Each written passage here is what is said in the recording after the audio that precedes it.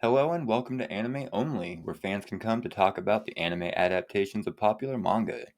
My name is Brandon, and I'm going to try a little bit of freeform with this one. I'm going to play the episode for myself, to avoid copyright, and just kind of talk about it, I guess. So, we open the shot up with this old dude, the mayor, I'm pretty sure from the town.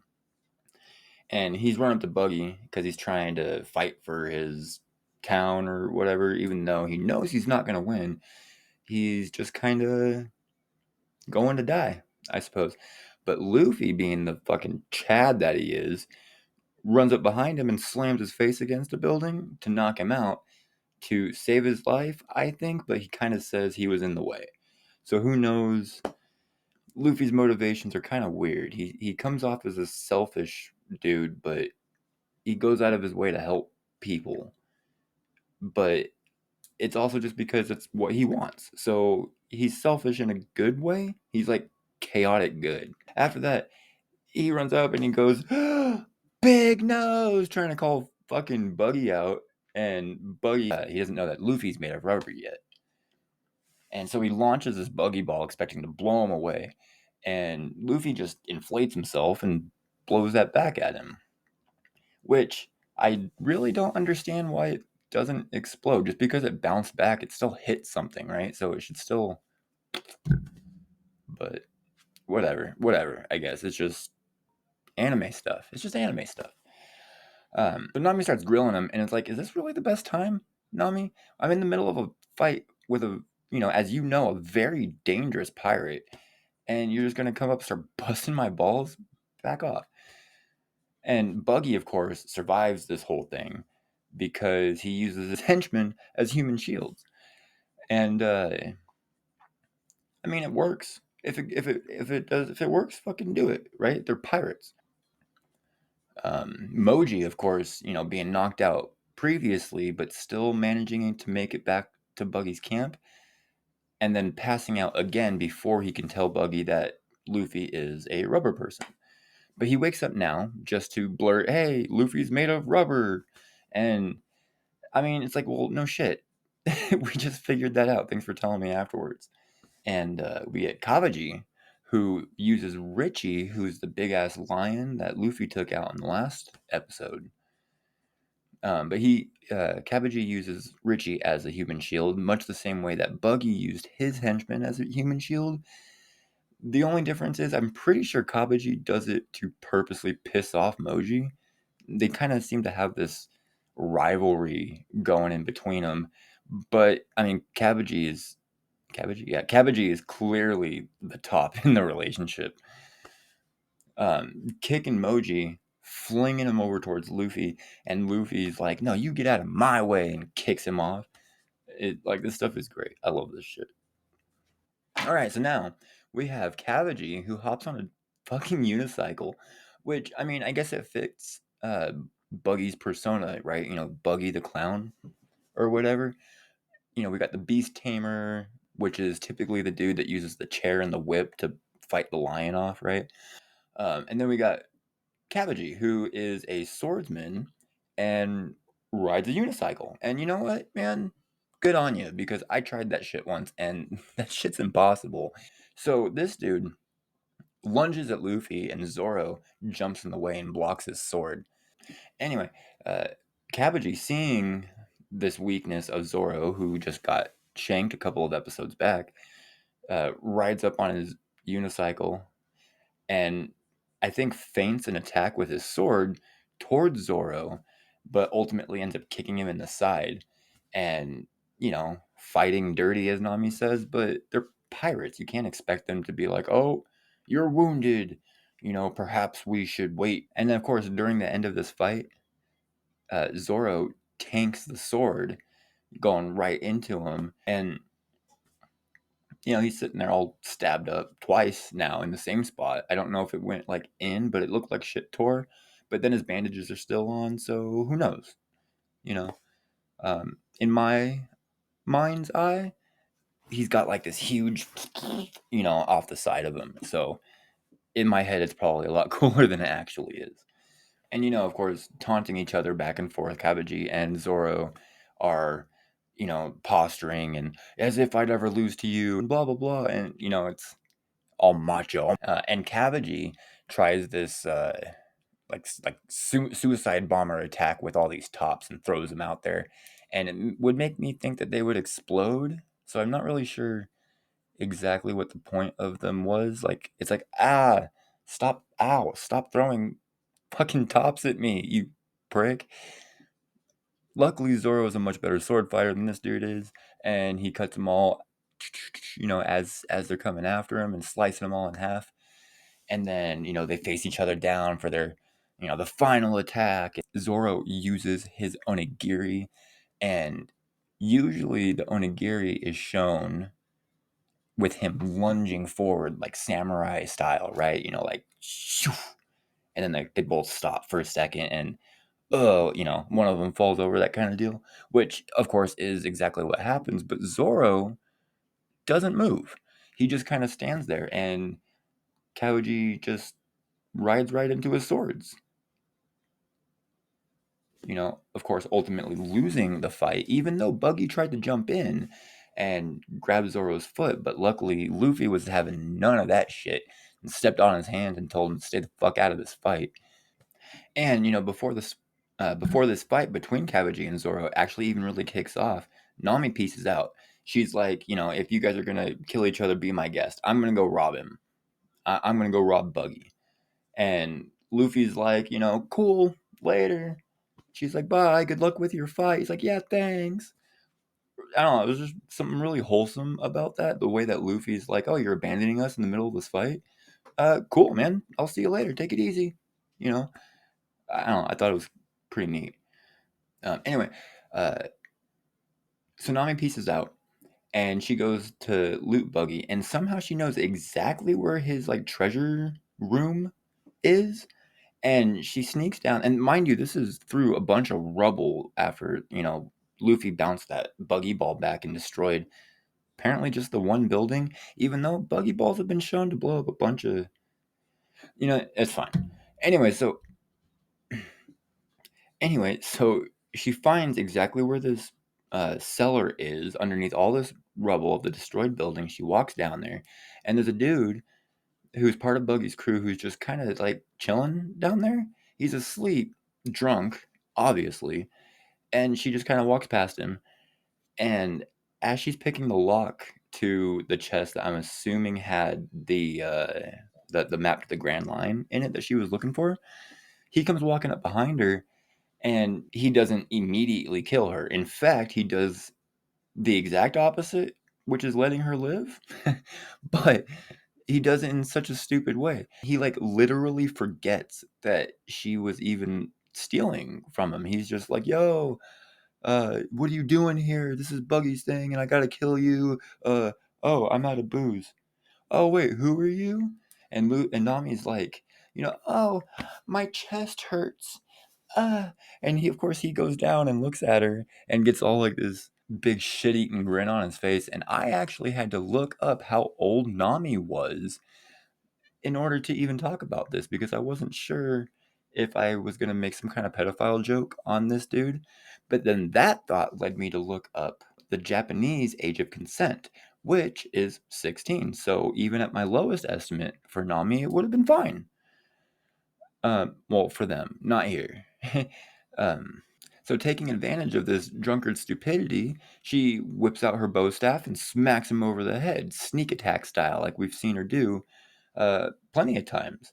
In fact, the only successful time she's ever used her staff against someone is during one of those sneak attacks. The one time that we saw against Buggy's crew in a previous episode, where she tried using it to actually defend herself against people who are ready for it, she completely blunders it and loses her weapon and has to dive to the side to survive. So, again, I know it's anime only, but the live action did recently come out, and the actress that plays Nami actually went on record in an interview stating, and I'm bastardizing everything else that she said for this clip. Okay, I'm not trying to like badmouth her or anything. Um, but saying that Nami is an expert with the bow staff.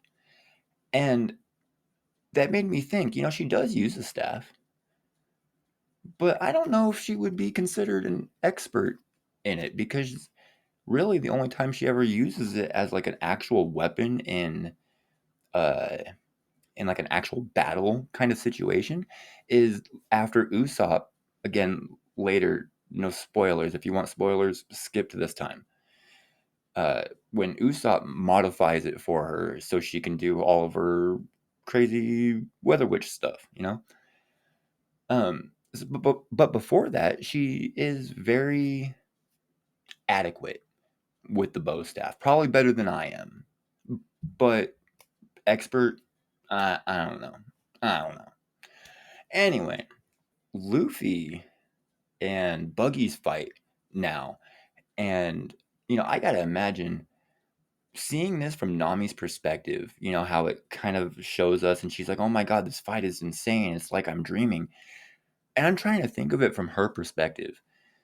This fight is between two people with devil fruit powers who she thought, or what she thought was a myth up until, well, today, apparently. And now she's seeing this fight break out about between this dude who can stretch his arms out and who can survive things no one can, and he's like really strong and really resilient and all this stuff. Fighting this dude who can break his body apart and send his pieces flying everywhere. I imagine that would be freaky as hell. If you had never seen anything like that, and the very first time you saw it, it was like right in front of your face. Yeah, I'd probably have the same look on my face right there. Yeah, that one where she's just like, yeah, that like that shit. And during this fight, we get to actually see Nami start to grow a conscience in real time. As she's about to leave, she gets all of Buggy's gold and all his treasure and stuff and starts hauling ass out of there, which we almost get a flashback. She almost flashbacked, but it was kind of a tease. It was more her remembering, not showing us, right? And so she's about to leave, and instead of leaving, she looks back at everybody. Zoro's on the ground because he fell asleep after the fight with Cabbage, and everyone else is on the floor, either dead, dying, or brutally injured. And instead of running away, she actually goes back. I mean, she doesn't help in the fight or anything, but I feel like this is a big moment of growth for her. And you know what? I'm kind of proud of her. I'm kind of proud of that Nami didn't run away immediately. That's a big step. And in this fight, we find out that Buggy actually knew Shanks and that they served on the same ship together. And he said that they used to be comrades. And this pisses Luffy off, and Luffy charges at him. And Buggy uses his Chop Chop fruit to escape the attack. And during which Luffy gets a cut in his straw hat. And I mean, this like infuriates him, right? He gets all like dark eyed and stuff.